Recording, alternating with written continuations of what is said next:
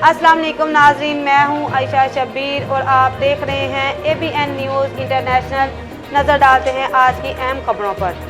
Barrister گوہر خان کا کہنا ہے کہ ترامیم کے خلاف ہماری جدوجہد مولانا فضل الرحمان کے ساتھ ہوگی۔ بیرسٹر گوہر نے کہا کہ مولانا صاحب بڑے زیرک ہیں، ان کے ساتھ ہمارا اتحاد جاری رہے گا۔ کچھ لوگوں کو دوام بخشنے کے لیے ترامیم لے کر آ رہے ہیں، یہ آئینی نہیں غیر آئینی ترامیم ہے۔ ہم اس بات پر متفق ہو چکے کہ عدلیہ سے متعلق قانون سازی پر ہمارا ایک موقف ہوگا۔ وزیر اعلیٰ علی امین گنڈا پور نے کسی ادارے پر حملہ نہیں کیا، نہ کریں گے اور نہ ہی ان کے لیے مناسب ہے۔ ہمارے سیاسی مخالفین ہیں، وہ سیاسی مخالفین سے متعلق باتیں کر رہے تھے۔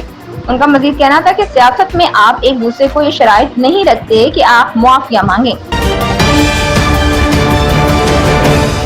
مسلم لیگ نون کے رہنما عرفان صدیقی نے کہا ہے کہ نون لیگ مخصوص نشستوں کے معاملے کو پارلیمنٹ میں لے جانے کا ارادہ رکھتی ہے۔ ایک بیان انہوں نے کہا، مخصوص نشستوں پر نظر ثانی اپیلوں سے پہلے ہی حکومت سے عمل درآمد کا تقاضا کیا جا رہا ہے۔ پارلیمنٹ معاملہ دیکھے گی، ہم یہ نہیں کر سکتے۔ صرف ایک بات اس لیے مان لیں کہ 8 ججوں نے کہا ہے۔ عرفان صدیقی کا کہنا ہے کہ ایسی پارٹی کو ریلیف دیا گیا جو مخصوص نشستوں کا تقاضا لے کر الیکشن کمیشن نہیں گئی۔ نون لیگ کے رہنما نے یہ بھی کہا کہ یہ پارٹی نہ سپریم کورٹ گئی اور نہ ہی کسی ہائی کورٹ گئی۔ امیر جماعت اسلامی حافظ نعیم الرحمان نے کہا ہے کہ بہت بڑی تعداد میں عوام جماعت اسلامی کی ممبرشپ حاصل کر رہے ہیں۔ ہمارا دھرنوں اور احتجاج کا سلسلہ وسعت اختیار کرے گا، ملک بھر میں بڑے بڑے مظاہرے کریں گے اور دھرنے دیں گے۔ پریس کانفرنس کے دوران ان کا کہنا تھا کہ حق دو عوام کو تحریک دوسرے فیز میں داخل ہو رہی ہے، چاراہوں پر دھرنے دیں گے تاکہ عوام کو پتہ چلے کہ جماعت اسلامی ان کا مقدمہ لڑ رہی ہے۔ جماعت اسلامی عوام کی نمائندگی کر رہی ہے، ہر طرف نااہلی اور کرپشن ہے۔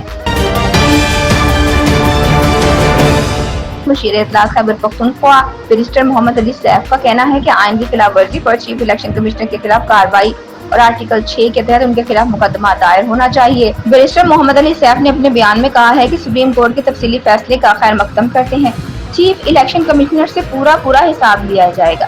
سپریم کورٹ نے الیکشن کمیشن کے 1 مارچ کے فیصلے کو آئین سے متصادم قرار دیا۔ فیصلے کے بعد الیکشن کمیشن مخصوص نشستوں کا نوٹیفیکیشن جاری کرے۔ الیکشن کمیشن کے پاس اگر مگر کا آپشن باقی نہیں رہا۔ عدالت کا حکم نہ ماننے پر وزیر اعظم اور چیف الیکشن کمشنر توہین عدالت کے مرتکب ہو چکے ہیں۔ Chairman Peoples Party Bilawal Bhutto Zardari کا کہنا ہے کہ آئینی عدالت ضروری ہے، مجبوری ہے، آئینی عدالت بنا کر رہیں گے۔ چیئرمین پیپلز پارٹی بلاول نے کہا کہ آئینی عدالتیں بنانے کے فیصلے کے حوالے سے بتا دیا۔ سندھ ہائی کورٹ بار میں وکلاء سے خطاب کرتے ہوئے انہوں نے کہا، ہمیں کہا جاتا تھا کہ آپ اتنے کرپٹ ہو کہ آپ پر آئین اور قانون لاگو نہیں ہوتا۔ جمہوریت کے لیے ہماری نسلوں نے قربانیاں دی ہیں۔ اسی چارٹر آف ڈیموکریسی میں ہم نے کہا کہ 1973 کے آئین کو بحال کرنا پڑے گا۔ اسی چارٹر آف ڈیموکریسی پر بے نظیر بھٹو اور نواز شریف کے دستخط تھے۔ بانی P T I Imran Khan نے کہا ہے کہ سپریم کورٹ کی مخصوص نشستوں سے متعلق فیصلے سے سب واضح ہو گیا۔ اڈیالہ جیل میں صحافی سے غیر رسمی گفتگو کرتے ہوئے بانی پی ٹی آئی نے کہا کہ نیب ترامیم کیس چل رہا تھا، تب بھی کہا ہماری درخواستیں سنیں لیکن نہیں سنا گیا۔ انہوں نے کہا الیکشن سے پی ٹی آئی کو باہر رکھنا اور پارٹی کو اڑا دینے کی کوشش کی۔ اب سب بے نقاب ہو چکا ہے، سارے پردے ہٹ چکے ہیں۔ پریکٹس اینڈ پروسیجر ایکٹ سے جمہوری طریقے سے کیس لگنے کی خلاف ورزی کی گئی۔ سابق وزیر اعظم کا مزید کہنا تھا کہ عدلیہ کی آزادی کے حق میں جمعرات کو احتجاج کریں گے۔ جمعے کو ہمارا اپنا احتجاج ہے اور ہفتے کو راولپنڈی میں جلسہ کریں گے۔